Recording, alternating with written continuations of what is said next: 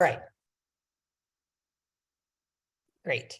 So this is a subgroup meeting of the short-term rental working group. The focus of this meeting is to talk further about the data presentation that Process First has put together for us. So there were questions and not enough time to go through all of the materials at our full group meeting.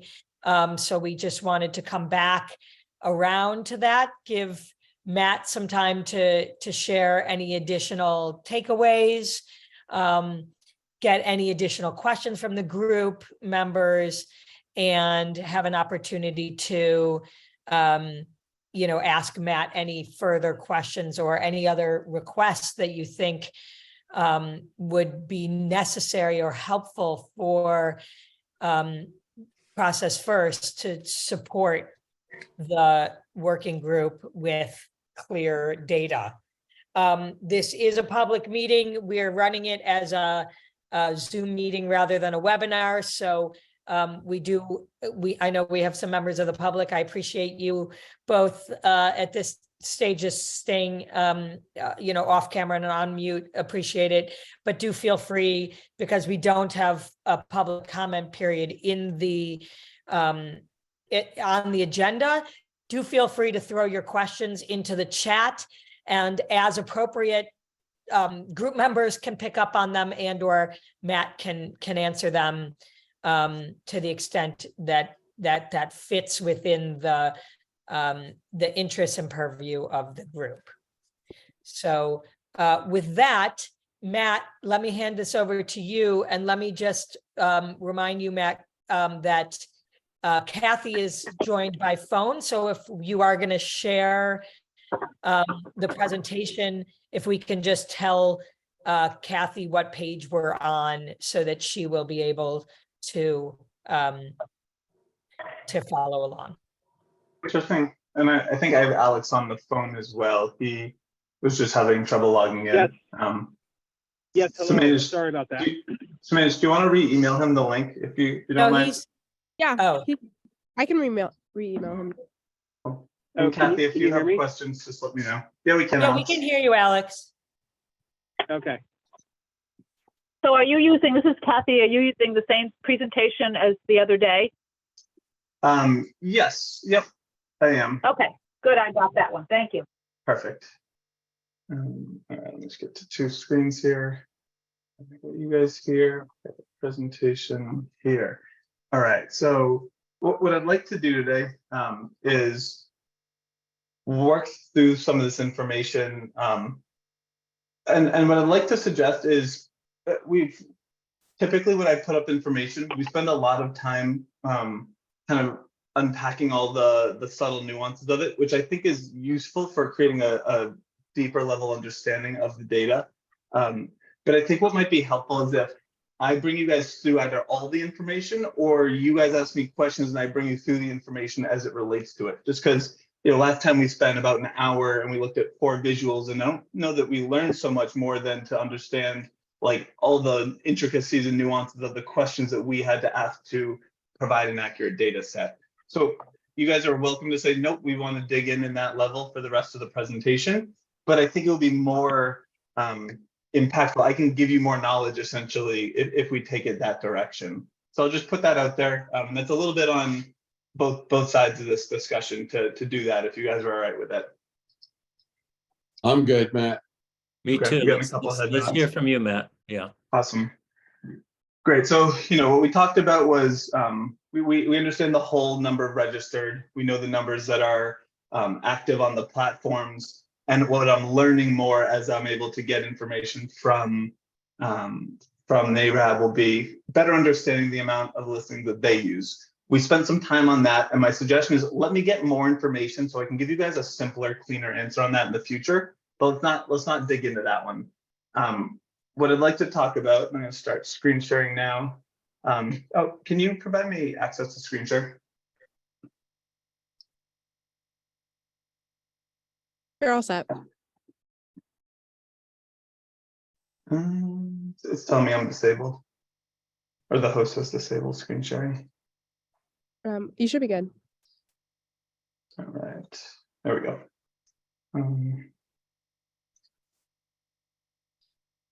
Great. Do you see count of STRs? Yeah. Great. Actually, let me do one thing. Let me just, it's a public. Let me just pull off all other stuff. Okay. And we're back. Okay. You guys see the count of STRs by bedrooms? Yeah. Yep. Great. Okay. So, what we're looking at here is understanding how big are these houses, not by square footage or anything like that or lot size, but you guys asked me about bedrooms. And I think, this is a two-tailed curve, and I think there's a few number of smaller ones, a lot of 3s and 4s, and a long tail of really high bedroom counts. That's going to be the same for the occupancy, because occupancy is counted as bedrooms times 2 plus 2. So those should kind of be the same, and we had to do a little bit of work just to make a match, because some people said 7 and can't have 7 basically. So we paired 7 and 8 to give you a cleaner graph. What we expect is that the NARAB listings will be slightly larger on average. It might push this a little bit to the right. They'll be slightly larger, but not meaningfully. Nothing in a way that's going to make you say, oh, we should treat this differently. But they'll move to the right. Does that concept work for everyone, and that level of information of what we'll learn with NARAB? Great. Yep. So when we talk about mapping, and there's one question, I think it's back in the chat here from Bruce. And Bruce, so let me talk about what we did here. One of the questions the group had initially asked, thank you. One of the questions the group had initially asked was, what is where are the listings? And what we've shared with you is first a listing of properties from the assessors list to show you kind of both where buildings are as well as where they aren't. Because it's not to say that there's no STRs in here, there's no buildings in here. There's either conservation or undeveloped land. And that was one of your members raised that as a question, just to differentiate. So this is an assessor building list. And we show that so that when we compare it with this graph, we can show you that, there are certainly neighborhoods with where STRs are concentrated, but in general, they are most of the places that buildings are. What I use for this visual is the Air DNA list. And the Air DNA list is the VRBO and Air DNA, Airbnb. And what I did not use is the state registry list, because in certain scenarios, I would then be highlighting single data points that using private information. So someone had asked why I didn't give you more granular information or kind of a pinned map. And that's why I just made a decision that I didn't have full permission, and someone could back engineer information that I wasn't privileged to share. I think the question I put back to the group was, if there's something specific you're looking to learn from that, I'm happy to try and address that. But it's in terms of just generally understanding where they are. This shows where they are, and it doesn't tell you how many, because that needs to be answered more exactly. There needs to be a more specific question in order to answer that in a way that is useful and easy to interpret. So then we get into questions around revenue. And actually, let me just review these questions and see if I covered those. Seconds for you guys, first was from me, third for work group or some point theme. Okay, yeah. The rest are for you, and I'll let you guys decide if you want to answer those in a bit. So now we're looking at revenue by week. And what we learned here really is that in the last, over the last 5 years, we've seen an increase in the number of rentals on platforms, especially off-season and shoulder. If you look at the area, the space between Peel and Navy, that's the growth. So, the summer is a little more complicated, but what we've definitely seen is that the amount of platform-based listings on the shoulders and on the off-season has gone up, and substantially. I believe the number is something like 179% growth in number of, I want to say nights. I'll get to that in a minute. Where is it? 79% increase in the number of contracts from baseline to 22, but there was also 170% growth in nights booked in the off season. and I think a few people have speculated reasons why that might be. They all seem reasonable to me, but what's certain is platform-based bookings for off-season have grown a lot, and it's also grown on shoulder, and the number of contracts has gone up in the summer, even though the total listings has come down slightly overall from that period of time. Any questions there? Matt, this is Kathy. Did you get my list of questions that I sent you yesterday? Let me pull them up on my other screen here. Let's see. Kathy, We're do you on want? slide 29 now. I'm sorry, we're on slide 25. Kathy, I'm sorry, I did not call up the slides. I will do a better job of that. I'm looking at slide Thanks. 25, revenue. Matt, can I ask you a Thank question real quick? Yeah, I just can't see who's asking right now. It's Dave. It's Dave. Hey, Dave. So it's fair to say that we have less units, but those units are busier in 22 than they have been in the past. Well, we have less units booking on platforms. Platforms Okay, on only platform. represent, and I can't, this is the one that I need to kind of talk about and help you guys understand, because I can't yet give you the number that tells you the exact change in number of active listings. I need more information from NARAB. What I can say is there are slightly fewer platform listings and they're renting a bunch more. A bunch is, not an exact term, a little bit more in the summer and a lot more in the off season. Now, that isn't to say that there are more or less STRs. There are certainly more registered listings. There are certainly more registered STRs as evidenced by that registration curve. Mhm. I'm waiting to get more information before I can tell you if I believe there's more rentals or if they are just renting more. Does that answer your question, Dave? It does. As much as I Yeah, can, I suppose. Yep. No, thank you. Mhm. And this is Kathy, if I could ask. So my question on 25, or what I saw when I looked at it was, so there's an increase in the revenue, and the revenue I think is a tough number for us to use. And the reason I say that is that as soon as the Massachusetts Department of Revenue taxes went into place, so in 2017 to 19, you're talking about a certain price range for homes. When you put the tax on that, most people, I think, just increased their price to cover the tax. So they were passing it along to the visitor to pay rather than taking it out of their own pocket. So to me, you should see an automatic almost 11.6% increase in the revenues. If the revenue is including, the total amount that the person pays. Sure. So yeah, that's a good point, Kathy. One way to look at that differently is to just look at nights, and nights shows the same pattern. So perhaps if you were to try and compare them one-to-one, revenue and nights, it's not perfect because you have different nuances that come into play. But the number of nights in the off season and the shoulder season increased significantly as well. Yes, so I agree with that view of it, but I think the revenue one could be, it's not really showing the prices going up that people put in their pockets. Let's put it that way. So that's all I'm just trying to point out. But yeah. The one on 26, I understand that one. Kathy So, and so Matt, yeah, go ahead, Jim. sorry. I don't know if the other platforms are like this, but in VRBO, Verbo, they broke out the taxes and they handled that separately and sort of ahead of time. And the revenue they reported to us anyway was without tax. It was just the amount that we rented it for, and they did tax on top of that. So I don't know how they reported it as far as this graph comes, but as far as what they reported to us, the tax was off to the side. Yeah, well, and the question we're talking about right now, but guys, can I pause us here? The question we're talking about and the way we're talking about it is a great example of something I'd like to shift us slightly on.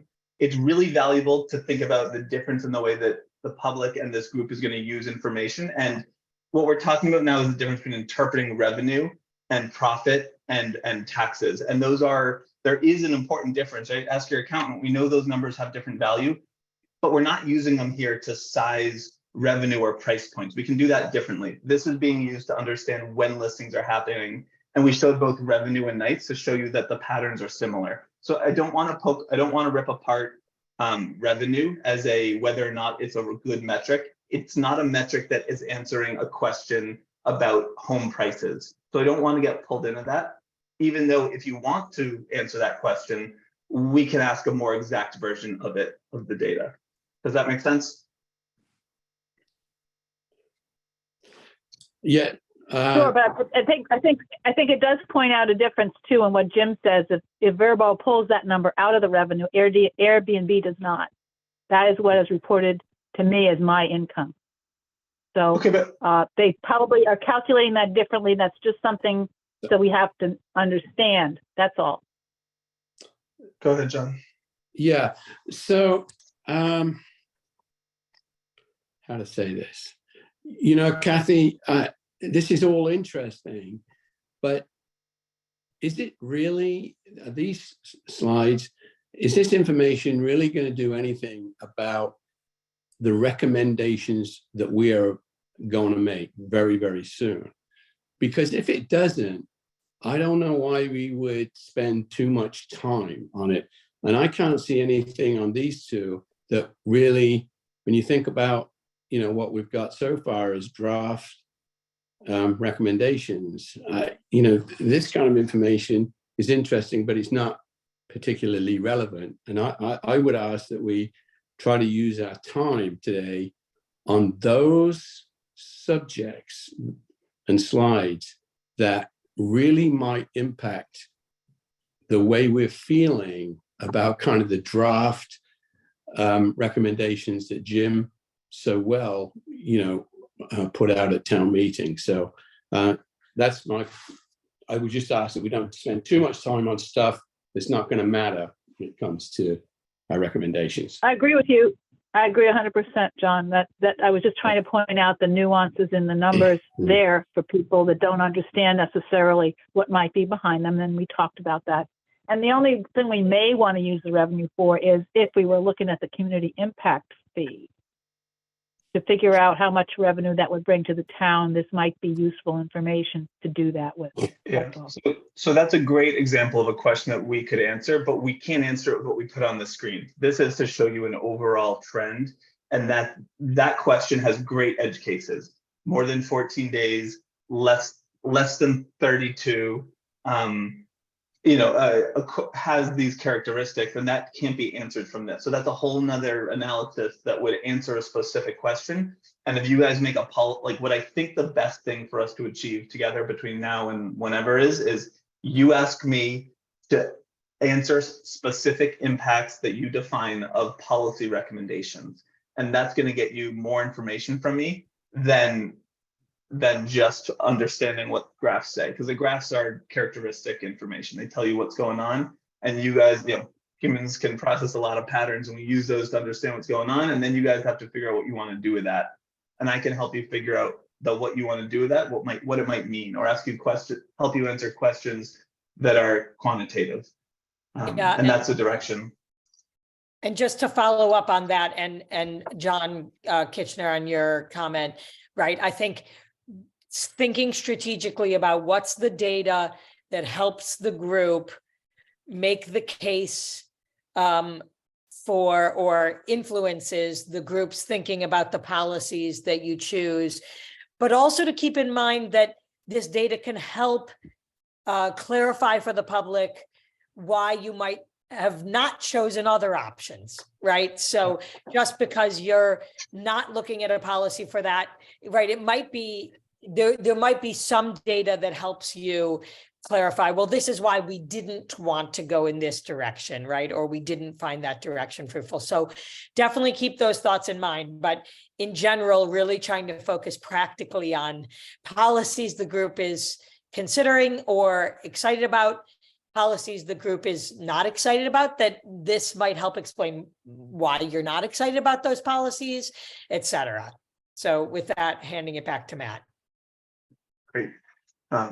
So then we looked at contract lengths, and what we know is that over the period of time on platforms, rentals got shorter during the peak season by a day and a half, and 0.8 and 0.7 respectively, off season and shoulder season shorter. Now, I don't know the NAREB numbers, how they changed over X number of years, but I do know that their leasing is going to be longer, in large part because most of their listings are 1 week. Most, of the remaining 40%, most of those are even longer. So the overall market is slightly longer than we're showing here, but the ones on platforms have gotten shorter. And again, that represents, I don't know, 2/3 of the listings. So it's important information. I think to simplify that, most listings have gotten slightly shorter, a day shorter, let's say. So that just gives you a trend and a direction. It doesn't say everything that's happened, but listings aren't getting longer. They seem to be getting shorter. And we talked about 7 nights. Yeah, go ahead. Sorry, Matt, it's Karen. Hey, Karen. Hey, so it seems like this slide does speak to our thoughts about maybe limiting the number of contracts, for example, in the peak season. And it seems like it's showing that, especially if we add in the realtor data, it's going to be close to a week anyway, which is kind of what is we're trying to tap into with that lever of limiting the contracts. I'm just is that kind of what you're talking about with how this could relate to what we're actually trying to do? And does that give us any information to say, gosh, maybe we don't need it because we're pretty close to a week anyway? Or do people interpret 5.2 as, gosh, we're going in the wrong direction, so we want to try to keep it move it back to closer to 7 or something? Yeah, so I would say what this discussion, we're talking about two paths that are related, but they're not the same, because what we're talking about here is the average is about a week. That means half or shorter, or if the median were 7, that would mean half or shorter. So if you're trying to limit the number of times someone comes on the boat or enters a home for the first time, putting a limit on the number of contracts is one way to put an upper end cap on that. Right? If you limit it to, I don't know, what was your number, 9 contracts per summer, well, any house can only have someone show up 9 times. Now, that doesn't mean that fewer people are going to show up, because there's other listings that aren't listing 9 times. So there's other places that people could go. So I think the statement is relatively true in that rentals are getting slightly shorter. And if you guys want to try to limit churn, you might put something in place about that. What I don't know is, what I can't say is that, what I can't say is that homes are definitely good. Sorry, guys. One sec.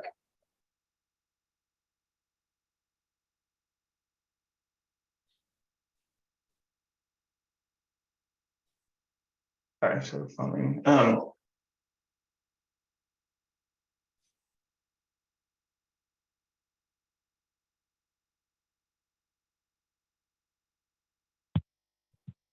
Sorry, I'm trying to have a voice message on. Sorry, so yeah, I would say the number of listings that you have, contracts have gotten slightly shorter, especially on platforms, by about a day. And if you're trying to limit the number of listings that happen in a summer, putting a cap on it limits the number per home, not the number of total, right? So it limits the number that happen in any one place. And that might be the impact that any one person feels as, say, a neighbor. That's different than the overall community of number of rentals, which isn't limited by any one property. It's limited by the total. And I would say the total isn't limited, because there's plenty of homes in any given week that aren't full. Yeah, and then what you would create is fewer listings. Fewer rentals per. Sorry. So let me pause there, because I kind of went on a tangent there, but I think that's a helpful difference. It's not a one-to-one answer to your question, but it is information about your question. Okay. It looks like Jim has a comment or question. Yes, real quick. I just want to agree with Karen. I think that sign of somewhat shortening rental periods is exactly the sort of data that would suggest that we might want to try to push back against that with our limit of 9 occupancy changes in the total of July and August. My only concern would be if that would upset voters who want to have that many, want to have more turnovers. But I think overall, I think it's data that supports it's probably a good a good policy lever for us to use, and that we sort of intuited that correctly. Dave? Yeah, I mean, I think that's what we're trying to do, right? We're trying to limit the churn in individual properties, but not limit the amount of STRs in general. So I think that backs up, as Jim says, what we're trying to accomplish with that cap is we don't want a neighbor to have continual churn next door, yet we don't want to really affect the overall rental market, because that's what makes this place click. Yeah, and I think that's a great way to look at that, Dave. I think it limits churn in one place and perhaps not churn overall. It might impact it. It's probably not going to drive it up, but I don't think it's going to majorly drive it down. And I think that's a good way to look at that, the impact of that number and that statistic. Cool. Yeah, do you guys have more questions on this one? Because I think this is one of your main points and something, this feels like a productive line to go down.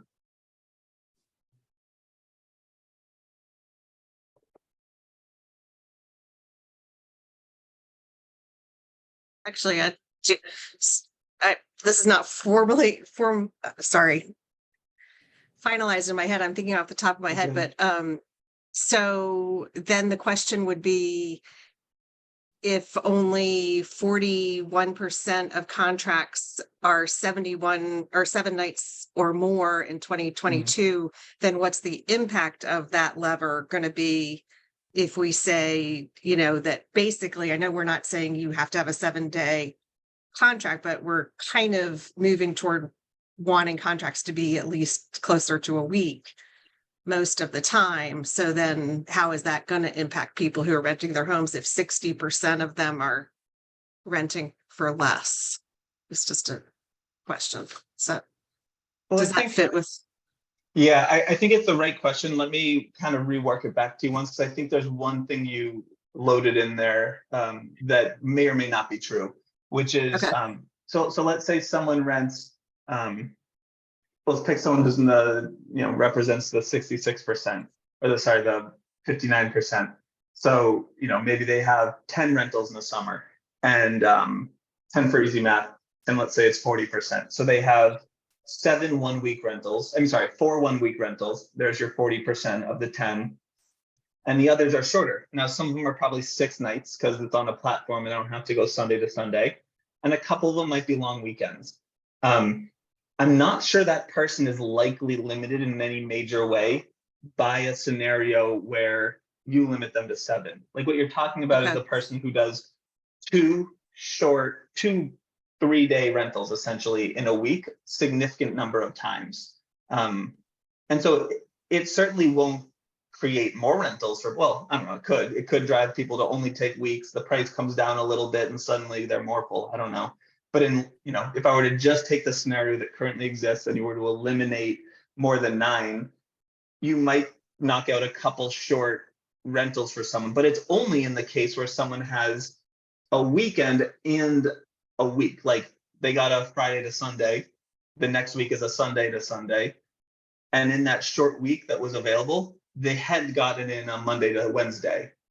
And in this case, if they're doing that every single week through the whole summer, you would have removed that Monday through Thursday for any time that they have another rental, essentially a weekend rental practice that week as well. So it's real, it's a limitation, but I don't see that as being a significant limitation. And I could ask Alex. Matt, we can look at this though. I mean, we know what we're defining as the peak season. We can count, the data set up so that we can count, again, acknowledging that we're only looking at air DNA data. We can see the distribution of number of contracts during the peak season.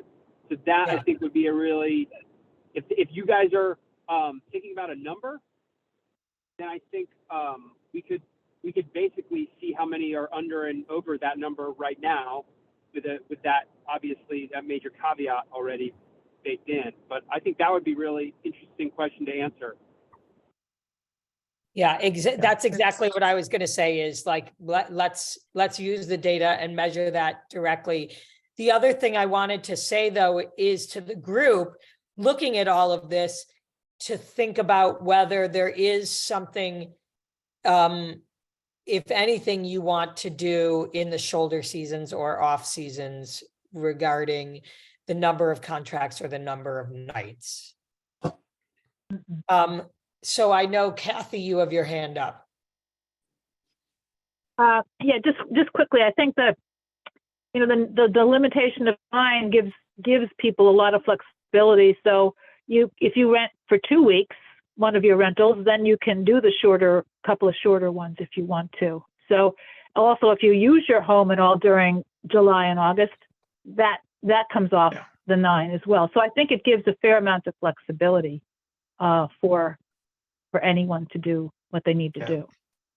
Yeah, I agree. I have one comment, and this is a place where I've been, so the one thing I'll say is, and we can look this up, but I'm guessing when we look at the numbers, there aren't going to be that many summer rentals that will exceed that capacity. And so if you guys are saying, hey, we just want to draw this line on the upper end so that no one's neighbor changes more than 9 times, it will certainly achieve that. And we can tell you how many people or how many leases would no longer have been allowed.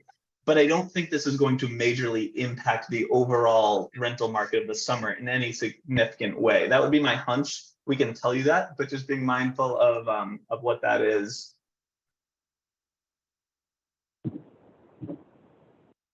Great. John, did you have a question? Yeah. Well, yeah, just a comment, Stacey, because just remembering that this is probably the most important when it comes to, you know, limiting churn and, you know, in the neighborhood. And so even if it does have some slight negative impact on, you know, the STR owners, but this is designed to reduce churn, and that probably can't be done without some kind of pain somewhere to do that. So, you know, I just hope we don't do anything that would take us away from, you know, where we are at the moment with our recommendations.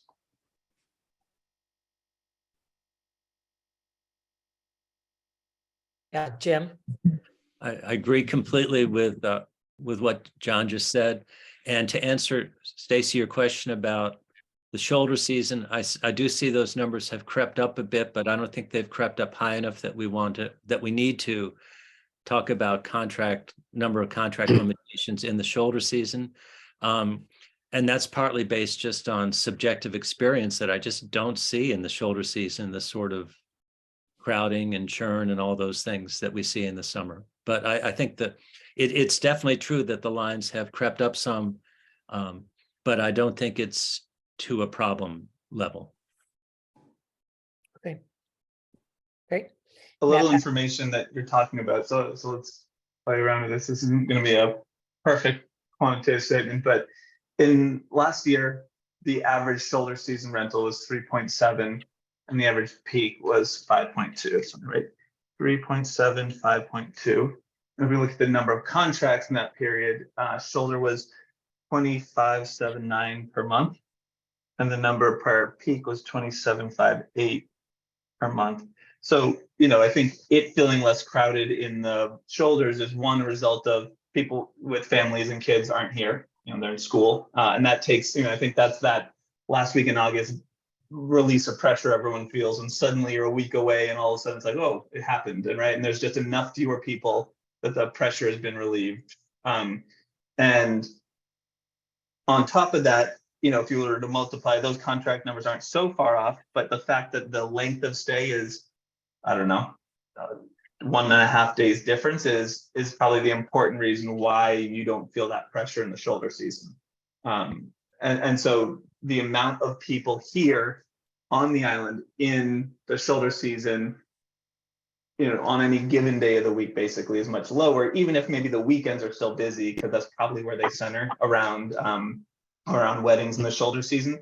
My guess is those in the off season tend to be more midweek because they're probably related to like trades and services. Dave? Oh, you're on mute, Dave. I There we wouldn't go. be surprised if the 22 number in off-season was skewed. Just because there weren't really any weddings going on in 20 and 21. And that needed to be made up at some point. So I think it'll be interesting to see where that goes in this next year. And then to go along with what Jim was saying, I don't think we should be regulating shoulder or off season at this point. I think that not that we might not, but I think that most of the complaints you get for shoulder and off season are more nuisance complaints, and we have regulations in place to deal with that once everyone's registered with the town. And so I think at this point it would be early to try to restrict any rentals during the shoulder season. Yeah, that backup of weddings makes sense. Yeah. Okay. Back to you. Yeah. Cool. Were there any questions backed up so far? Looks like we're clear. Great. So, the last bit is nights booked. And, if I were to look at this, I think we have far fewer nights booked in the off season. So, that makes sense. 3,500, we'll say, in the off season per month, right? So that's, an average of, I don't know, 110, 120 people, or 120 nights have been booked on any given day in the off season. I don't know. Maybe that's one way to look at it. And that number goes 3x in the shoulder and 4x in the summer. I think one thing that's interesting, if we were to come back to this, you guys might get a better description of, or it might be better buckets rather than looking at shoulder. If you were to extend the size of the summer season and push the shoulders out, I think it might be a better, more even fit. I don't know that to be true, but look at here. June looks a whole lot more like the summer than May does. It looks somewhere in the middle of this. It spikes, but like we're calling May and June the shoulder. And those are very different months. Whereas, July and June, aside from the first week in June, almost are closer. June and August are similar. Like, using this data, whether it be nights booked or you ask us some exact question that you want to define it as, I think we're cramming something that's not perfect. We're taking a generalized reference that we've known for years, and we're applying it to a data set that looks slightly different. I think that's good enough when we're talking about this early on, but if you're going to base policy around words that we all use loosely, that we put home. Yeah, Jim. Let's see what the NARAB data shows about July and August. I can just tell you from living here that I still find in June, it's much, much less crowded than July. Yeah. In fact, from that point of view, May and June are more similar from a subjective experience of living on the island than June is to July. And I can't explain that based on this, but I wonder if maybe NARAB has a bigger peak in July and August. And I think you're right. The families too. The families too come then. Yeah. Again, I won't give you exact numbers, but I think almost like 2/3 of their rentals are peak summer. So that would push that curve higher for sure. That's a great point, Jim. Yep. So I'm going to say NARAB to help define peak versus shoulder. And you guys don't have to have those words in whatever you do, right? Those are just words we're using to describe stuff here. And I just wondered if there's ways we can describe stuff differently, but that's a good way to look at it, peak versus shoulder. Okay. Let me keep going here. So any questions about this, or do you guys have questions we've been asking or you'd like to ask? This is like number of nights that a place is booked for people to stay. So quite simply, 14,000 places are booked every night in the 14,000 nights are booked on platforms in July and August. Is there another format or wording or way to present you that would help you guys make sense of that? How many places are listed on any given day? How many places are booked on any given day is one question that could be an interesting reframing of that. I don't know. I don't want to go down that path. It's not useful. Yeah. Matt, one of the things in, I think it was actually on one of those early key data dashboards that we were sent, but combining the metric you just gave with some notion of occupancy to get at a crowding number. We haven't really done that so far, but it's possible to say, 14,000 nights have been booked, or go week by week even, is probably a little more useful. And of those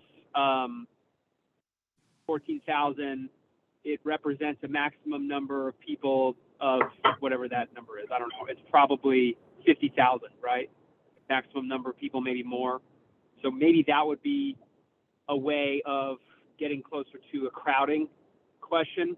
Just a thought. We haven't really gone down that road. Yeah, But we and could. I would say you guys haven't necessarily raised like people on island as a thing, but I think when you think about questions that the public is going to have for you, it's a thing you want to be able to speak to at a high level as to why you have considered it in the way that you have approached stuff, or why you ruled it out as something you didn't want to consider. Or yeah, Stacey.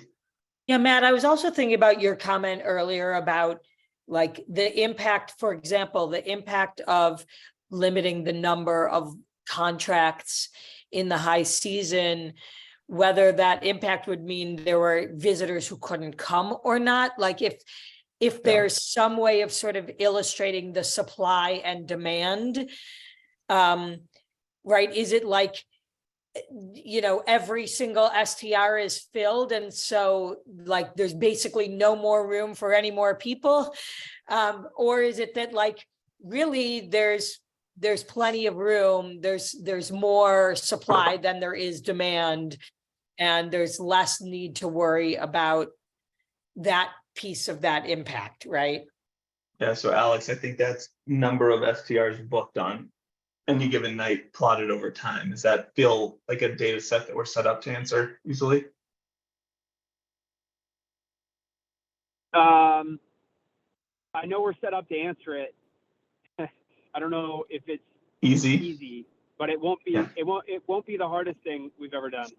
Yeah. I mean, one thing that might be tricky is that, there may be STRs that are only available for those 4 weeks, right? And like, they don't want to rent any further or whatever it might be. You can't assume that they're available and waiting, but I don't know if there's a way in the data, if they show available listings that were filled or not filled. Yeah. So we can answer that probably is within that. the context of AirDNA, as long as you guys are comfortable with how to now kind of internalize that. Once we get better NAREB data, we'll help you make some level of assumption and like, here's what we think this comes together as. We've just been super careful up until now to not say things we're not certain about or very, very confident and certain, but that making an assumption about how those two combine is the place where we'll be pushing further past certain. And we make assumptions all the time. Like we get paid to make assumptions for people basically with regard to what data means or how they use it. So it's not something we're uncomfortable with. We just have to make sure that you guys are comfortable with the header that goes on that, which is based on the assumption that here's what might be. And I think what we could say is for properties listed on AirDNA, this is the answer to that, knowing that what we don't know would push it, this direction or that direction. And we can figure out which of these questions are valuable. Yeah. Kathy. So just quickly, if we're, going down to the end of the presentation, we talked about future work and doing an economic impact analysis or anything like that to support what we're doing and going forward. I mean, this is a multivariable thing. It's the number of contracts, how big is the house, and what's the occupancy of that house? Because that just reducing the number of contracts, if most of the big houses are only for rent in the peak, that makes it even worse, if you know what I mean. Yeah. On the impact on the number of tourists. So I think that would be a really interesting thing to look at, like you said, especially if we're going to look at revenue and tourist impact and, and impact on businesses and things like that. Thank you. Yeah, of course. So one of the things that I think could be interesting and doable is to basically estimate the number of hotel rooms, estimate a % nights booked, which is, I think you can find basically like a standard. You can get probably some pretty good metrics. You can make an assumption. You can model it over a couple different cases. and then say, great, so here's what represents the number of, temporary lodgings on the island. And, you could create scenarios to look at the number of available listings. And I think maybe with some of the work that's been done before by data platform, if you took something like, because I think one of the important questions that you guys kind of approached but haven't fully dove into is what % of people on the island are here because of STRs? I hear people say that people in STRs spend more money, which may or may not be true. I can create a scenario why that would make sense. But I think the bigger question is what % of nights of people on the island on any given week are here in STRs? And I think that's, to me, there's two economic questions. One is how many people are here, how many people are in STRs, how many are summer residents, how many are year-round or seasonal workers, how many are year-round people, and then maybe some like archetype of spending habit. That's a way more complicated question than a quick answer. But I think what % of people in the island do we believe are here in STRs is something we could probably, is a modelable question, I'll say.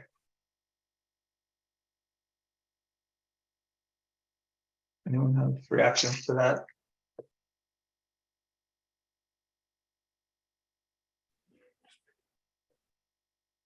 No? Well, yeah, Matt, so what would we do with that, though, when we think about, the policies we're going to be putting out in in a month or so? Yeah. What would we do with that? So I think, in a way that this group is raised, I think plenty of people in the general public are going to say, what is the impact of this on our economy? And I think the simple thing you can say is this change would, we can't know for certain what will happen as the market adjusts to changes, but this only would impact, I don't know, 5, 10, 25, 50, 100, 75% of rentals on the island during the summer, right? So I think people want to know that something you put forward either does or does not have impact on the summer economy, right? That's sort of oversimplified, but, and I think what that question might be able to answer for you, if it's the right question, I'm not suggesting it is here's, of the people that come to this island who be here on vacation and spend money, this would make that change, this % change, or this quantity change.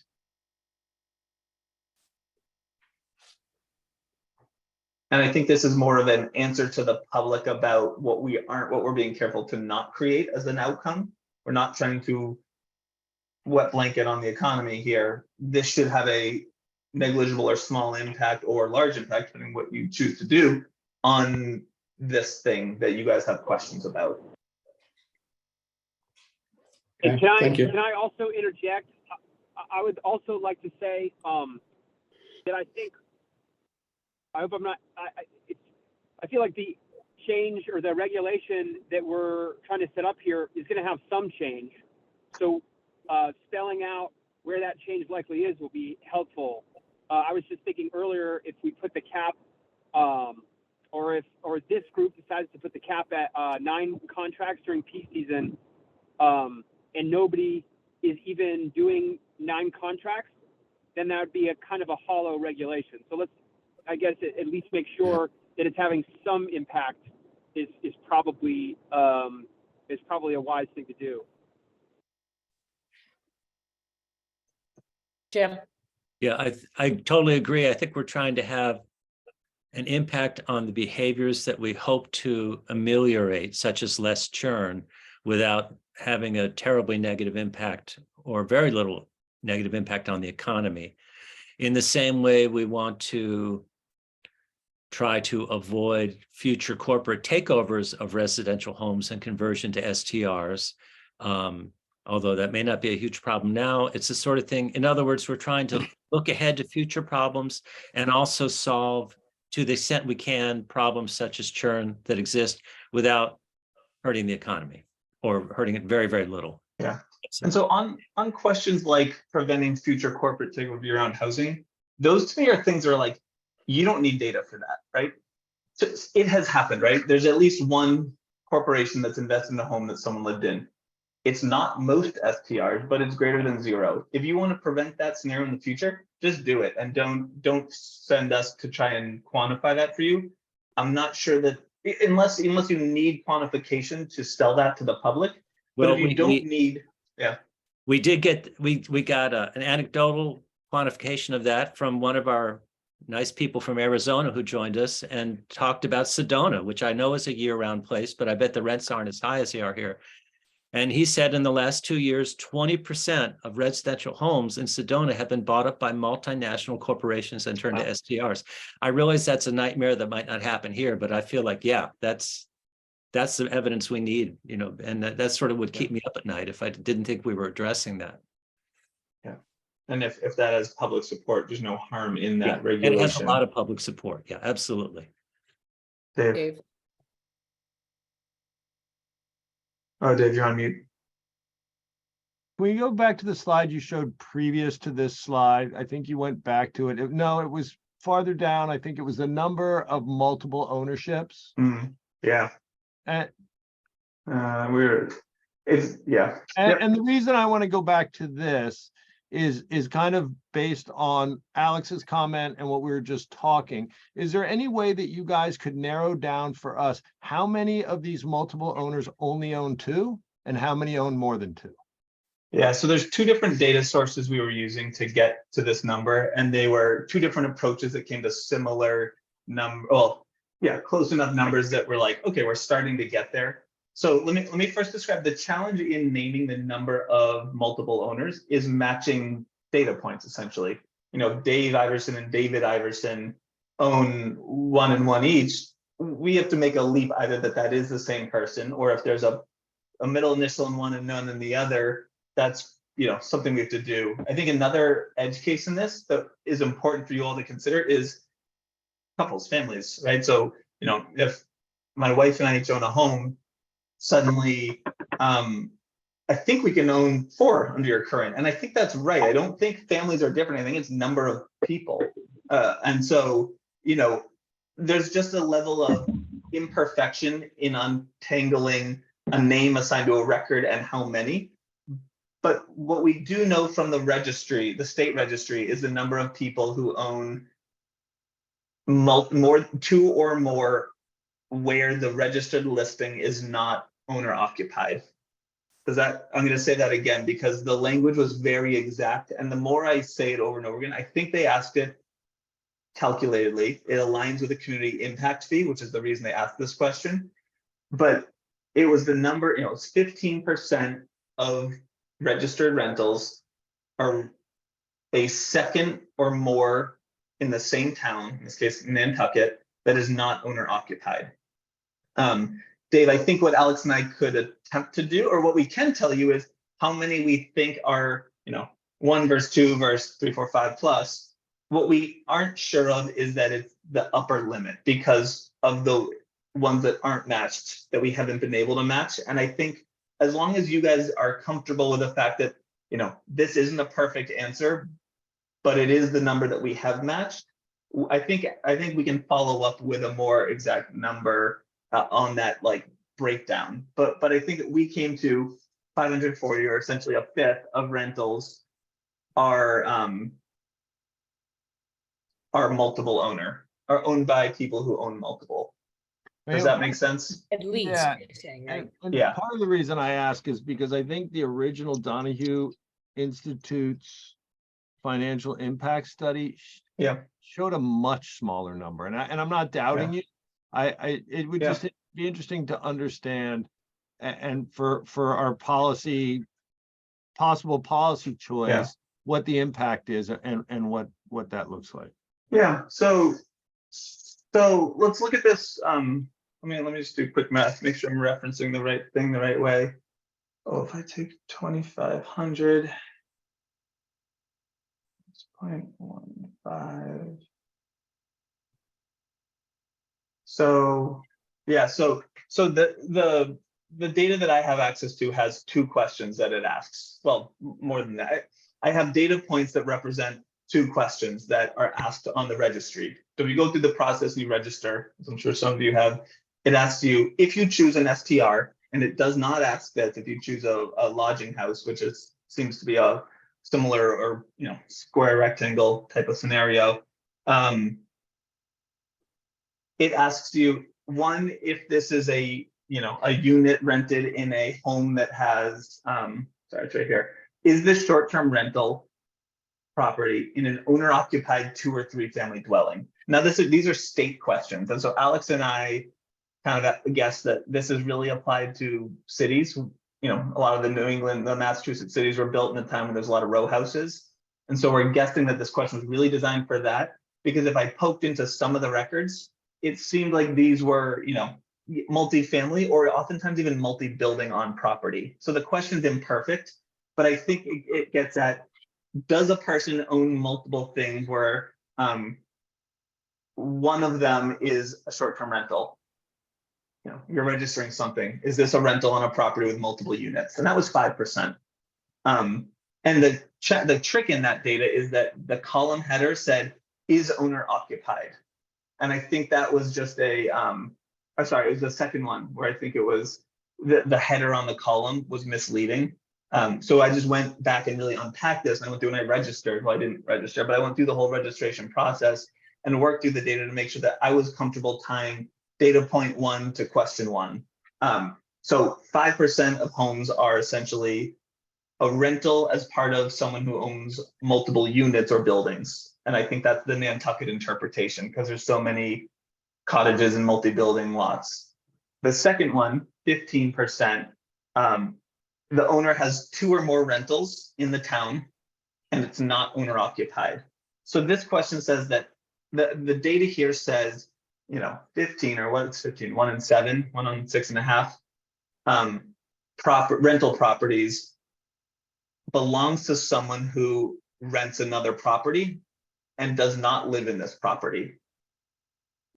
And that meets the state's definition of what do they call professionally managed or commercial rental. And these 2 questions are asked to answer the community impact fee, or to apply the community impact fee. So I want to start there because these are very exact. These are just data I'm pulling straight in. And my only assumption here is that the data point and the question are the same and they seem to line up. So Matt, you're saying, in other words, the previous study used that owner occupied as just, is this an owner occupied dwelling? And then they just use the other data point as, does this person own multiple? I think so, because I think that's the easy. Numbers. Yeah. Yeah, I remember not to show how the sausage is made. I know we asked them about that, and I don't think we really got a firm yes, but that's what it looks like. So I think the numbers are different because we're using slightly different definitions, in other words. So I feel very confident in what's on this screen right now, because this is the number I have directly from the registry, filtered down to our list of, non-duplicated, STR only, and aligned with the questions that I'm showing you on screen. And that's a long answer to a short question, Dave. And Kathy, I see your hand up. Let me finish with Dave before I move on. So are those numbers just based on this question, or a combination of this question and your data? Well, the other slide had 2 different data points, which are either this or a combination of other data points. So Okay. we did some matching work. But I know this is a really hard thing to unpack. Again, Yeah. Don't get me wrong, Matt. I'm not poking you, because I know that how do we figure this out? It's complex, it's confusing. There's LLCs, there's people, different names, not a middle. I get it. So I'm just trying to kind of, feeling on how accurate it is. And I don't mean that negatively. It's a tough one. So yeah. So maybe ARAP data will help that a little bit. I don't think it will. Okay. So I would look at this. There's 2 numbers here. One is the 20%. And that is, I think Alex and I took a pass at matching owners, right? So this is our multiple owners. When we just said 20% are owned by people who own multiple STRs.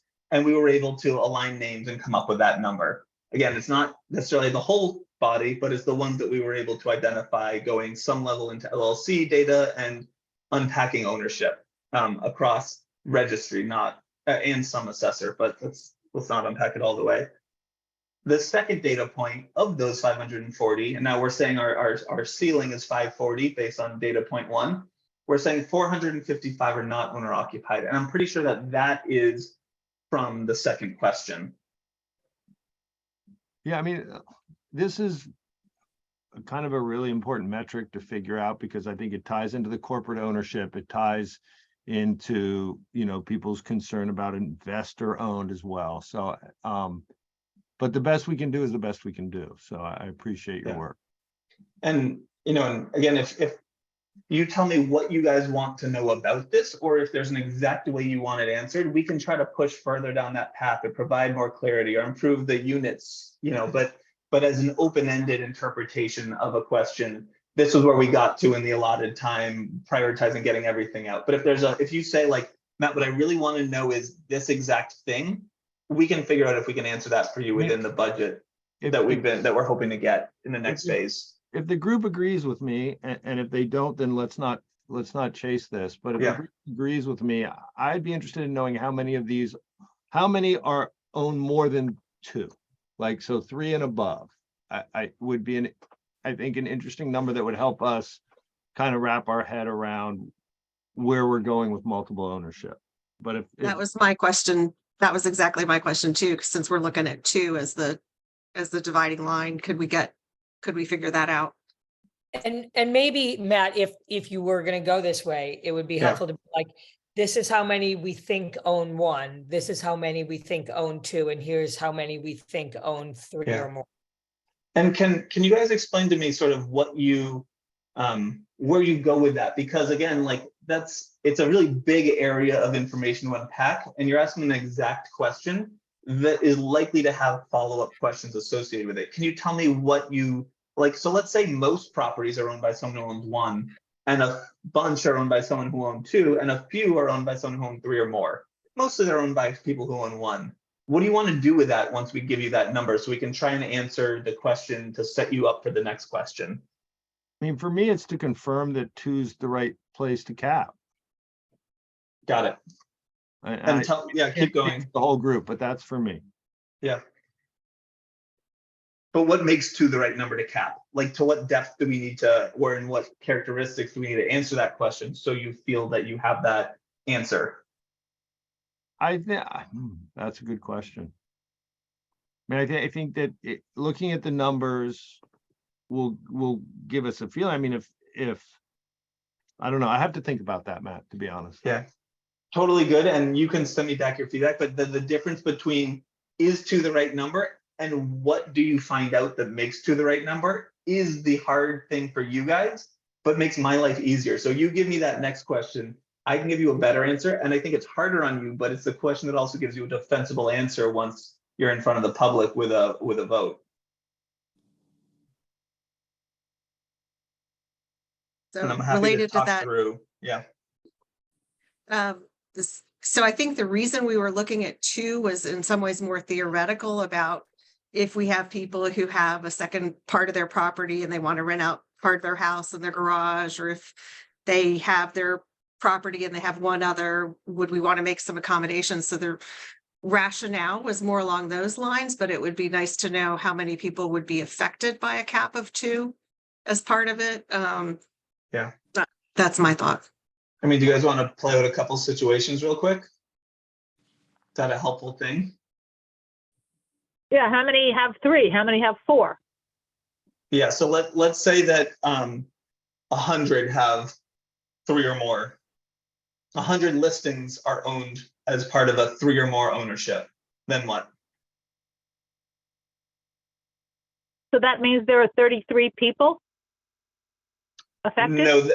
No, that last leap is a really complicated one to unpack how ownership is defined and does sharing ownership. All I'm saying is that, God, and that's why this question is so hard, because suddenly. Yeah, I think go ahead, the question is how are we defining? I think it's how are we defining ownership? That's right, because I think the hard part about this is the example you gave earlier with, for example, a husband and wife or 2 business partners. Because I think, yeah, I think we can definitely say with again a pretty big grain of salt, this is how many we think. You know, if we couch it in that language, I'm comfortable giving it the old college try with some of the work we did around like the open corporates and the like. Yeah.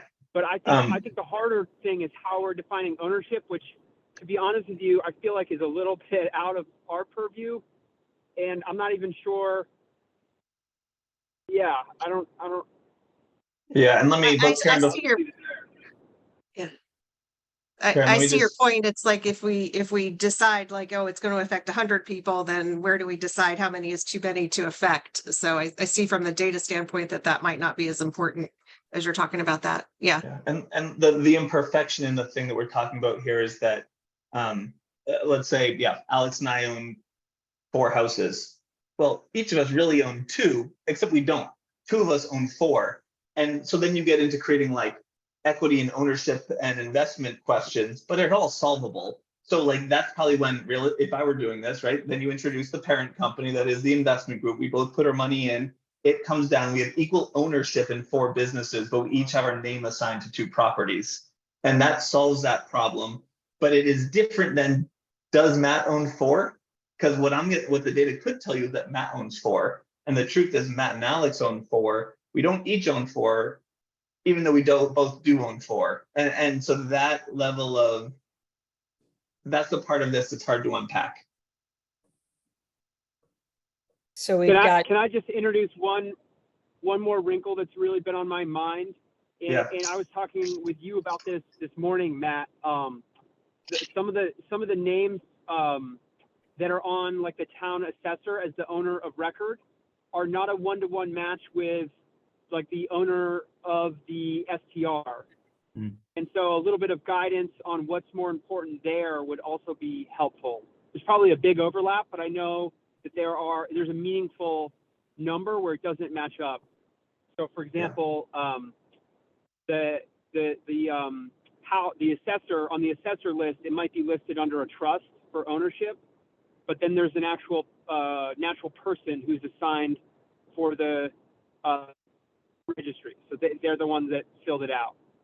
So that's just another wrinkle with the ownership piece that makes it not as straightforward as certainly I would like. And then, so John, Kathy is at our hand up, but Kathy, is you the point to add on this topic, or do you want to go to a new topic? If so, I'll ask you to wait till after we finish this one. It's just on this topic. So just the question is already lots of definitions of owner occupied. And I would say, here, I'm the person filling this out on the registry. I'm putting my property there. Is there a definition I was told to use for owner occupied, or is this just what I think that term means when you fill out the form? Yeah, so it's a state definition. So it's 6+, right? I think is the state definition. But you're not constrained. There's no. Go ahead. Yeah, but if you're just a person filling it out, and you're in the middle of doing that, do you have to go look it up? As I don't remember, and I don't remember even how I would have answered that question. So that's just, that's another nuance in what do you fill out as owner occupied? Totally agreed. And that's just a person. Yeah. So one of my important recommendations on the technical side was that, consider the user experience when you design your intake form, because there's a lot of things that are tricky and hard and imperfect. And if you were to rely on someone just filling it in, I'm sure a bunch are like, whatever. I'm going to say yes. I think that's a yes. And I'm willing to, I think ignorance is acceptable on a tax mess up. So like, I would say that the answer to your question is you guys should make a point of collecting data that is more exact, better informed. But before I tell you whether or not I think that this data is inaccurate because of that misinterpretation, I would say it can probably go both ways, and you'll have to know to what end you want to understand that. Yeah, thank you. I really have no idea how I answered that question or what I would have based it on, to be honest with you. Yeah. Yep. John.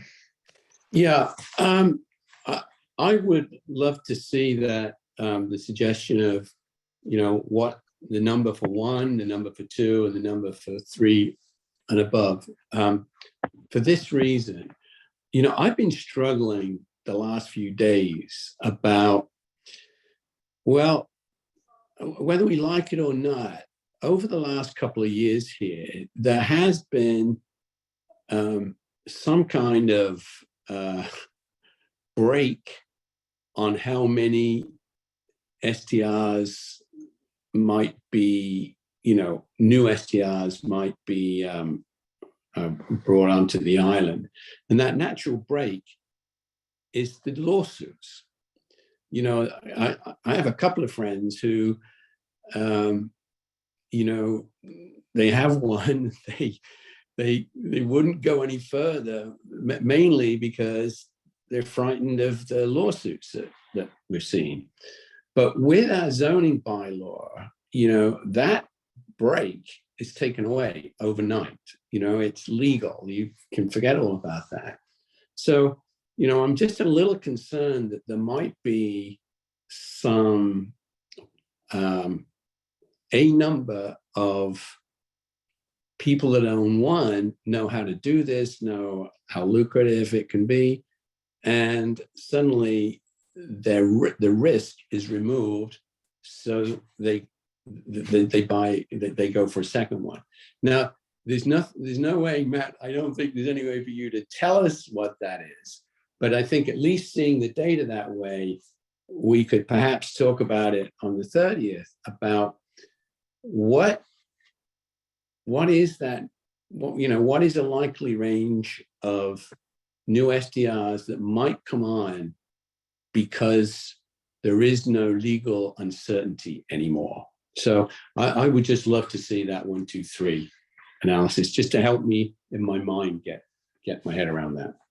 And can I add one thing to that, just because, one of the things that came up in our discussion at our last meeting, I think was suggested by Julia, was might the group want to consider a differentiation between more than one, up to 2 on the same property versus 2 on different properties. So I wonder, I don't know, Matt, if that's even an analysis you could add to this, but if it's of interest to people, and I know because it was something of interest potentially to Julia, that like maybe there's some differentiation, maybe the group does want to treat differently, 2 that are on the same property versus 2 that are on different properties.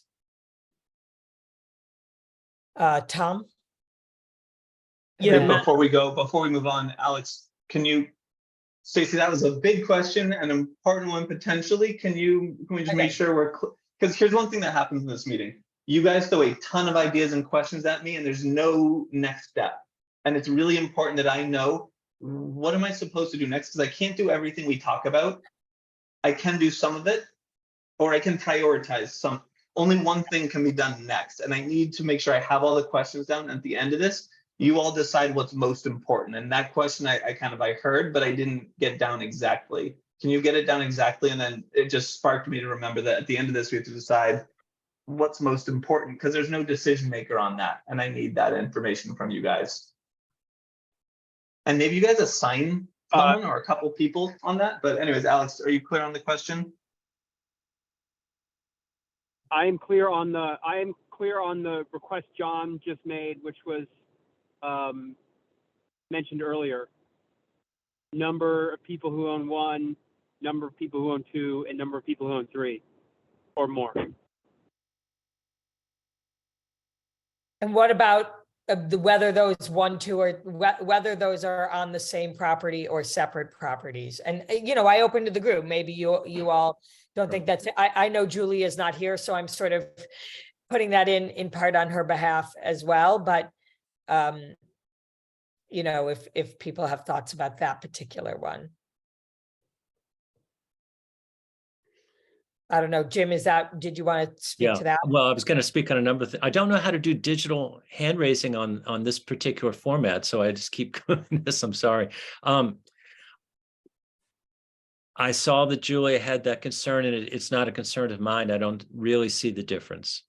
Okay. Because someone could have a big property with 2 on it, or a small property and then another tiny property with 1 on it. And I don't think one is necessarily better for the island than the other. So it's not a concern of mine, but I respect Julia for having that concern.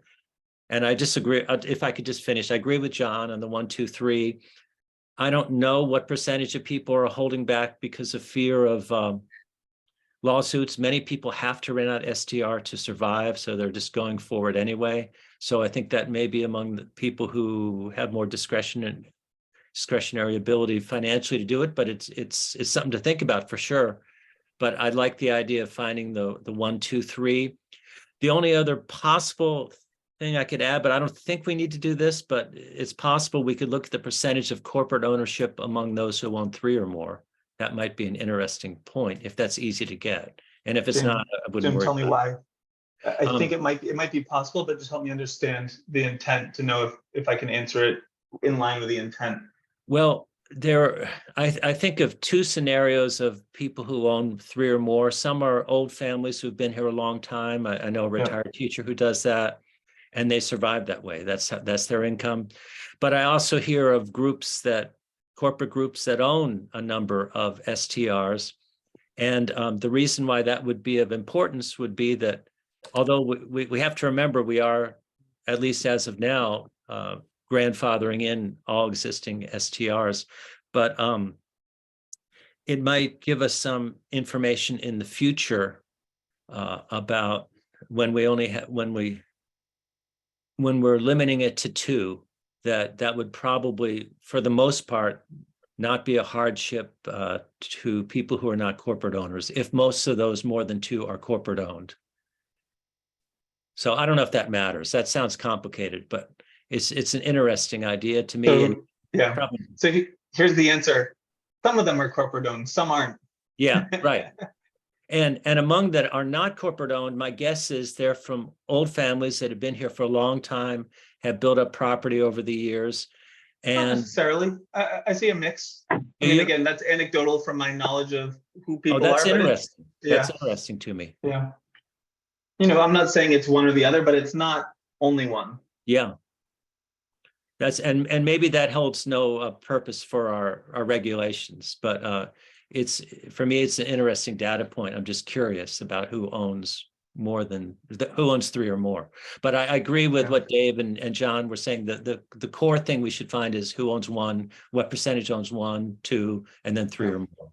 And this is a thing I keep coming back to, but is household, which is like a family or a couple owns 4. Like that's enough. That is a number that is the line of where you're drawing above that. And I'm guessing, I think if we go in review and we untangle the number of like how we define owner, I think that will kind of determine a little bit of where your line is. Yeah. That's just the one that's rattling around in my head. Alex, you were unmuted. You're going to jump in. I've accidentally been unmuted, but I am going to jump in. I think it is important to define ownership, but also I think we should be thinking of any number we come up with here as a soft number, because for all the reasons we're mentioning, it's just not going to be 100%. So I think we should just acknowledge that and think of where there's smoke, there's fire. If there are a couple dozen people who own 3 or more, then that's probably a minimum. And we should think that there's going to be more people who are doing it in maybe a way that Matt would do it, or you can thing in a trust for your kids or your grandkids. So I think there are a few different ways to do that we won't be able to tell by looking at the available data sources. Yeah. So I know Tom, John, I think we had heard from you already. Yeah. So Tom, where you've been waiting patiently. Did you want to speak on this topic, or was? Yeah, I just want to go to one kind of specific thing, Matt and Alex, and you kind of touched upon this before, but something specific that would be interesting to know along these lines is for the community impact fee, the state's definition of professionally managed units, how many would that be of this slice of the data for us? Because then we could roughly project out, I think, tax revenue off the state's definition of professionally managed units. This one, 15.1% of the list that we determined to be STR non-duplicated. Now, I think when the town re-implement their system and you manage it continually and you give better definitions, perhaps that number will change on accuracy, but based on the data that we're using and the way that we're looking at it, 15.1% is that number. Okay, but that's pretty, you're pretty sure that that's the universe of numbers that fits into the state's definition. I mean, my belief, and I didn't talk to the database administrator of the state, but I think they ask you this question, and if you answer it false true, your results are false true, and that represents 15.1% of deduplicated STR listings with the state. So for the purposes of tax revenue, that is your declaration. Okay, thank you. Yeah. This is that number. The only thing it's not is also paired with how much revenue do they drive, but I don't have that. Thanks, Matt. Yep. You could probably guess that number those listings would skew higher than lower because they're a multiple owner, not owner occupied. So they're likely bought to rent. So those will probably represent a higher than 15% of revenue. At least logically, that would check out to me. Whether or not that proves true or not, I don't know. So Matt, maybe we are at that point in this meeting for you to go back to the list you have and to confirm and or prioritize sort of the takeaways that the group is asking for. Yeah, so let me look at the questions I put in here and I'll add yours in here. So I talked about one is integrating NAREB data. I think that's an important one. Like we're expecting in the basic extension we asked for that we would do that. And the only question is if we get like very detailed data that they're able to provide us, that lift could be more significant. But my guess is we're getting a basic summary data set that we'll be able to merge. That's one thing. I assume I don't need a full roll call for that one. But that's a top priority? I think fair to say yes. Silence and head nods to mean yes. Question, just yeah, please. Absolutely, Matt, top priority. And I'm wondering, just to bring up briefly the question I raised the other night, as we think ahead to June 1st and we expect we won't have full NAREB data, but would it be possible to have a short position paper, a page or less, just saying we have some provisional or whatever the term is, information from NAREB. We do not expect it to affect this, and this. However, we do expect it to skew this, and this in this direction. We are fairly confident or whatever in these figures, and here's where we think it will go. Is it possible to do that, and would it be helpful?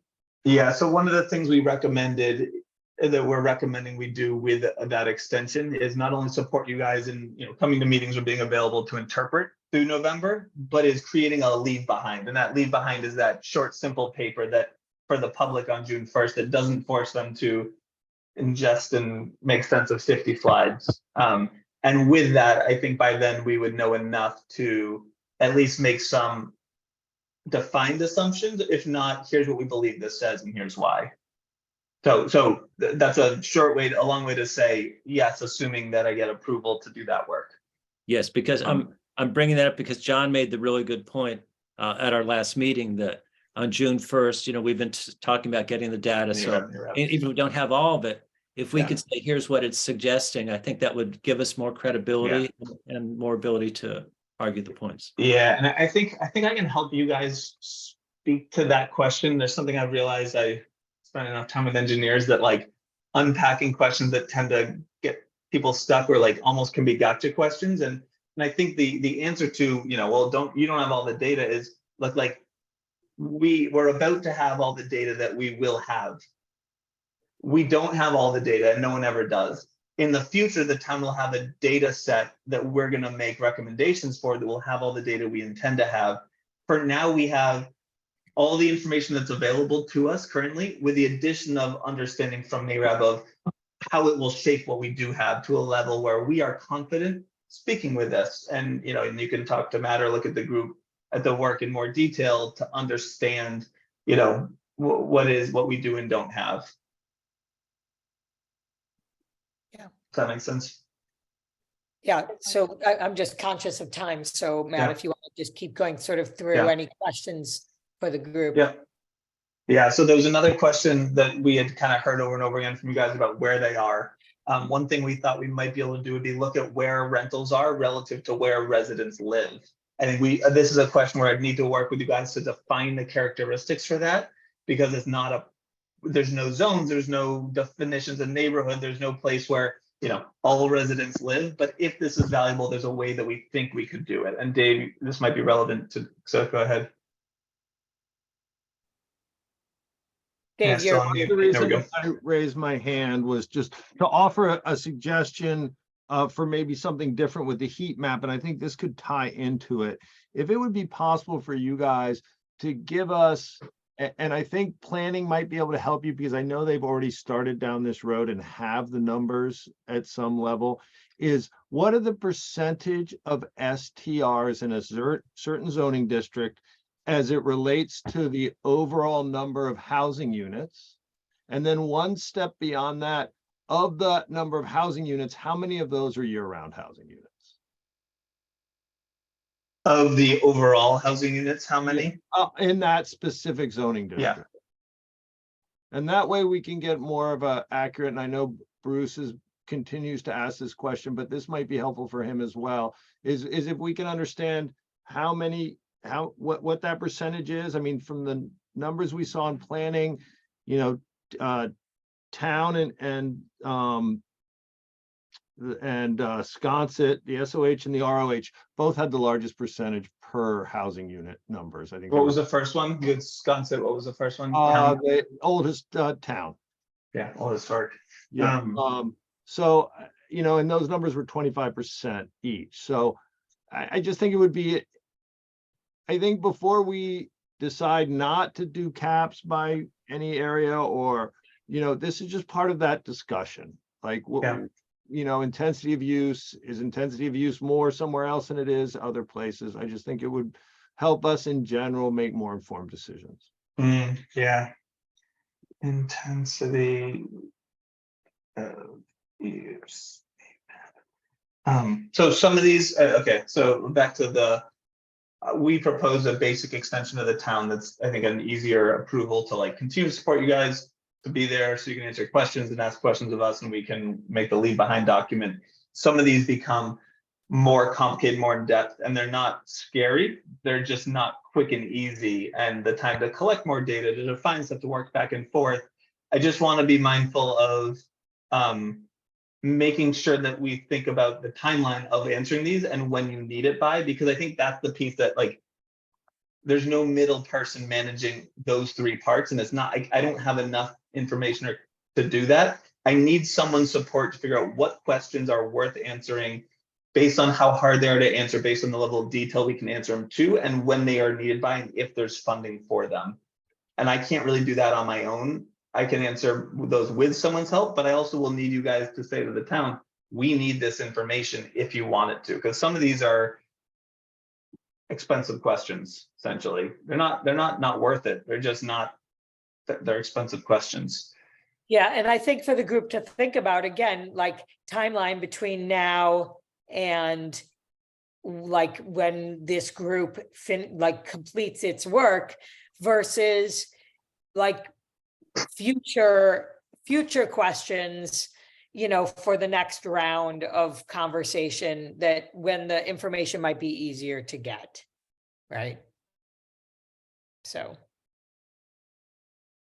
Yeah, but Dave, I think those are good questions, and I have them on the list now, and we'll figure out how to prioritize or size. Yeah, I mean, I also don't want it to cost the town $1 million. I mean, no, they're not that expensive. We've done most of the hard work, but they're not like a couple hours, right? They're like days and days of Yeah, work. And I think that that would be, and maybe reach out to Megan. I don't think she's on this Yeah. meeting, but ask her because I think some of the legwork's already been done. Yeah. And it was done with the state registry. Got it. Thank you. Jim. I was just going to say, Dave brings up really good questions, but if they are too complicated for this round, it seems really important that we should recommend them for the next iteration or whatever term you want to use. And it's possible that caps by neighborhood might be considered in the next go round. And so that data that Dave's talking about could be very, very important for that. And I don't know if we can possibly do that this time, but it could be in the future, I could see. Yeah. I mean, there's also you have one deadline coming up, and that's not the final deadline for the vote, right? That's a deadline for one version. I don't know if you can put in things that you expect to adjust based on data that you capture in the future. And answering a question in the next, 11 days is a lot different than answering it in the next 2 months. Especially since I don't have approval. So the timer's ticking down. Yeah. So, and I'll check in with the town after this specifically to figure out how to make sure that happens smooth if that's what, and I guess what I don't know is that's, I guess, a select board decision. So I put forward a proposal, you guys validate that you want it, and then the town chooses to support it, basically. Is that the process? Just in terms of budgeting, getting money allocated to your contract, is that what you're talking about? Yeah, but specifically for something that's new. So like this, it's essentially, thanks Karen. It's essentially, I understand my municipal contracting understanding isn't super strong, but this is a whole new thing, right? This isn't, it's beyond the scope of the first contract. Do they have to like rebid it essentially? Yeah, I don't know about that. My hope would be that they don't have to rebid it, that they can expand it, but I think best to talk with. Yeah, understood. Yep. Okay. Let's keep going. Where are they? We discussed. And I think Bruce had a lot of questions related to that. Has someone been tracking the chat to make sure we're getting those? Yeah, I have those questions. I've been chatting with Bruce as well. Got it. Through direct message, so. Cool, thank you. So where are they? Next one was how they changed. So we talked about looking at the count of STRs by location over time. Again, this is like a question that's really specific, and it's possible the visualization of it could take some time. If it's worthwhile, I think we could do it, right? We can look at where they are and how they've moved as time over the registry. We can look at them in year-round neighborhoods, which would have to define, but we can do that. And then we can look at ones that have been registered, sold and registered, sold, constructed, and registered. Those are all things that are possible. I think the degree to which the information allows us to do it easily and accurately is the question that I can't answer yet, which is like, how hard is that? It's not a 500-hour question, but it could be a 100-hour question. And then I guess everything can be a 500-hour question if you hand review everything to make sure it's perfect. So like, we're now pretty familiar with assessor, registry, and AirDNA data. Pulling those together was something we know how to do, and we have done now. I think this question can be done. When it was last raised, it was in the middle of still combining everything more significantly. And yeah, just wanted to throw that out there and see if this is still something that's really important. And if so, who do I work with to define characteristics around year-round neighborhood? Or do you want us to just propose them?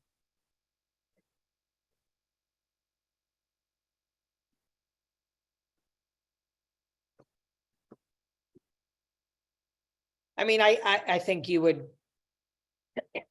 I would suggest you're working with the planning and land use department to define neighborhoods, but what do others think? I think just,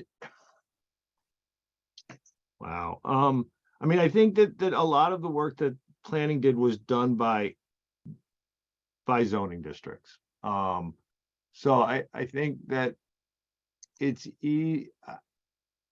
I think it'll be a lot of work to create a layout of individual neighborhoods. So I wouldn't go to neighborhoods. What I would do is I would create basically like GIS. I'd create polygons that are some percent residential based on the street list relative to the number of dwelling units is how I would look at it, I think. So I'd say if the number of registered street listing people, which represents some percent of the overall population, is higher than this percent by number of dwellings, then this 100-meter square or 1,000 square meters is considered a residential block. Now, it wouldn't be defining a zone. I would be looking at specific geometric space on a map. And I would break it down into these. We've created them. We've messed around with them now. They're called chloroplast maps, and they allow you to just do that thing basically. I can't tell you how to do your job. So sorry. Let me bring this back to the original question, which is we could look at them by zones, existing zoning districts. We don't want to define neighborhoods. We could look at them specific to dots essentially on a map, and the dots would be big dots, not small dots. Otherwise, there's no data within a dot. If this is important, I know how to move it forward, I think, and we can prioritize it. I think it would be more informative if it's not too crazy expensive and too much work to do it, as you're saying, instead of zoning districts, you could have R10 in 10 different places all over town. So I think that would be more informative for us as a group to understand in this, geographic defined area, this is what the percentages are like.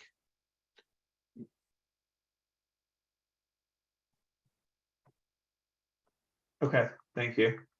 I'm getting, we have a note in the chat from Bruce saying is the official area plan. So I know area plan different than the kind of neighborhood groups, different than the casual names people use. Up until now, I've been told there's no official boundaries.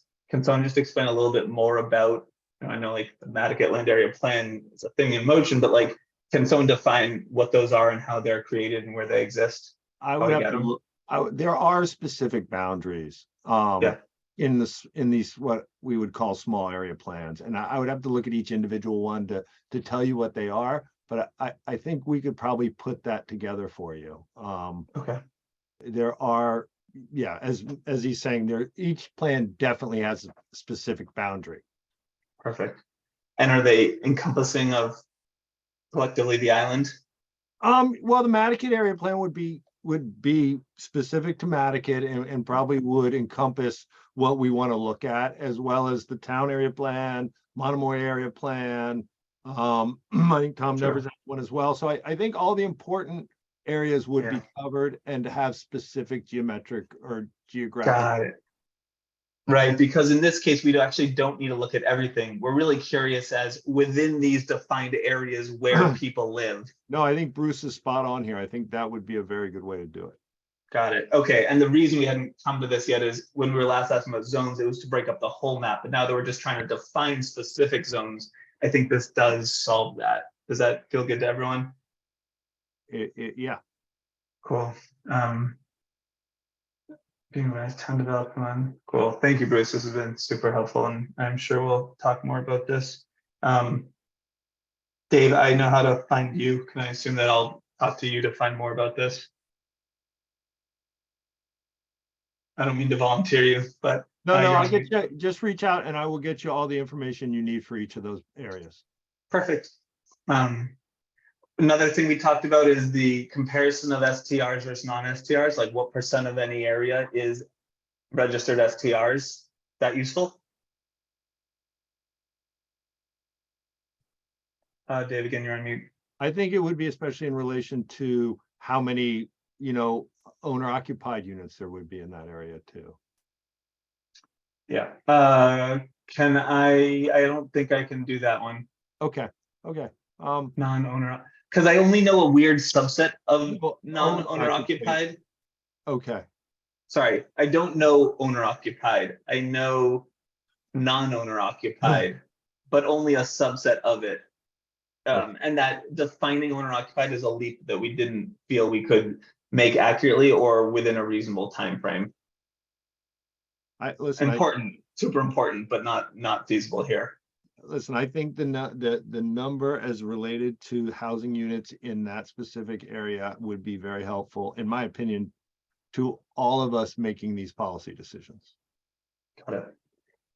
And what I'll pick on from someone here is try to get information about assessor characteristics that are from someone who's very familiar to figure out what's the best way to constrain or compare that. Because I know there's characteristics in there. You list homes by type of home, and some of those might be useful beyond what we fully understand. Again, Dave, are you my person on that one?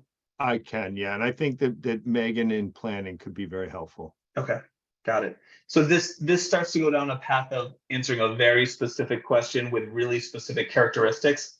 I can't work with this whole group to define that, and I don't want to define all those for you guys. You guys need to basically give me permission to work with someone to define the right question. Is that Megan and planning? Megan and Dave, maybe. Okay, and this I is would starting defer to, to members of the planning staff, but yes, I can be helpful to make that work. Okay. Got it. Next tab, who owns them? So Alex and I talked about, and I think some people have been asking about what is open corporates and how can you unpack that? We've basically unearthed ownership to data level 1, I'll call it level 2, which is like there is an LLC. If it's, if its state discloses officers and signatories and all that, we've unpacked that information.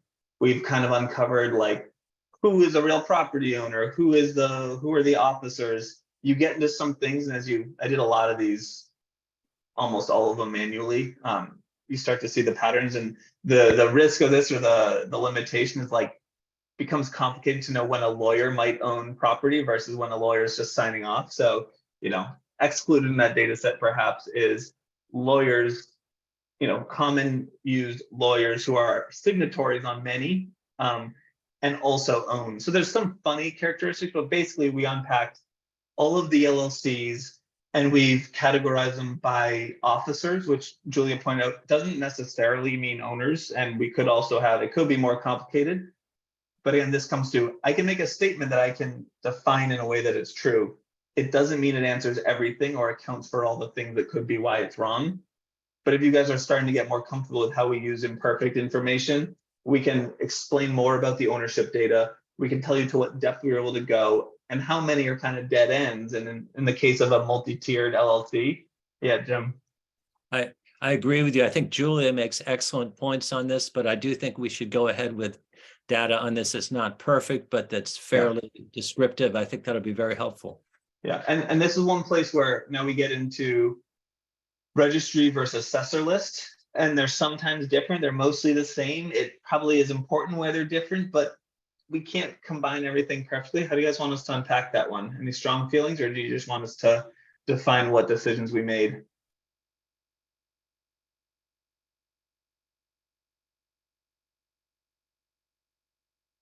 I can say that again if that would be helpful. Sorry, I word vomited that one. Registry, the state registry and the assessors list are different sources of information, right? The assessors list, who owns this on the assessor, on the deed, I suppose. The registry is who signed up.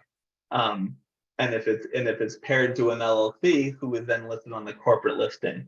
Those aren't the same information sets. We're sort of joining them as if they are, but they're not a one-to-one. And sometimes we have both data sets and they're different. What we can say is, based on one approach, here's what we found. Based on this other approach, here's what we found. Or based on combining them, here's what we found. Adding each layer gets more complex. Is there a reaction to like, give us one that you can do that's reasonable and tell us what it means and what it doesn't mean?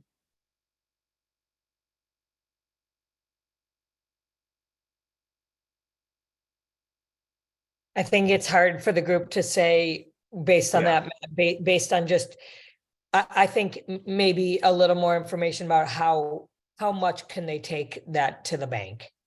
Like how much does that actually tell us? Or if, Matt, there was a way for you to give us, this is what we know for sure, and then this amount is what we're fuzzy about. Does that make sense? I think so. Let me just think about that one for a second.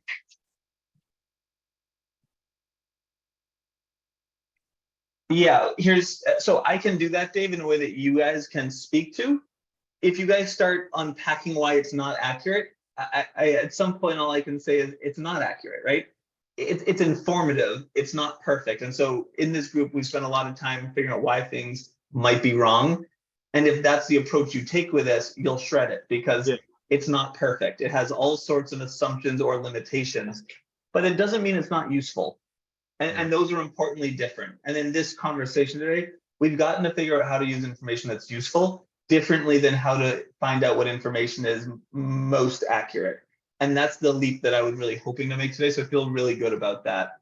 But that applies to this question in a big way. So if you tell me what you're looking to get from it, I might be able to define the right version of the question. Well, I think what we're looking is something that represents, and I'm not saying perfect, but gives Yeah. us good representation of the ownership, of the ownership classes. Not to the last house, but a good representation of what we're looking at as far as ownership. Yeah. Okay. This is the one that I think is trickiest, and I will think about this one more.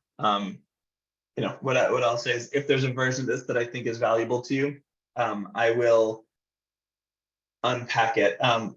Yeah, can And- I just say one more thing about the corporate, just to that point? I mean, Yeah. I think the group has sort of identified that no matter how big quantifying the issue is right now, it's something that is popular and is like could potentially have impact later. And maybe it's less important to really work hard on that data as compared to some other things. Yeah. Right, because like what I can give you is here's the quick answer that's certainly wrong, but it's useful. And you guys might go, cool, yeah, we're going to eliminate some corporations. We definitely want to know what's behind LLCs. There are a bunch of trust in this island, no one's surprised. And like, that's the long and short of it. And I mean, if that policy goes forward, we'll see the implications or not, right? But I'm not sure that's one that there's enough question, like it's not going to influence the behavior of the group, I don't think that much.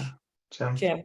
I agree. And just to say that probably where push comes to shove in the whole corporate issue will be the regulation process, the registration process, and how whoever receives the registration is able to judge that this LLC, for instance, is able to give quantitative proof that they do refer to natural persons, not to a corporation.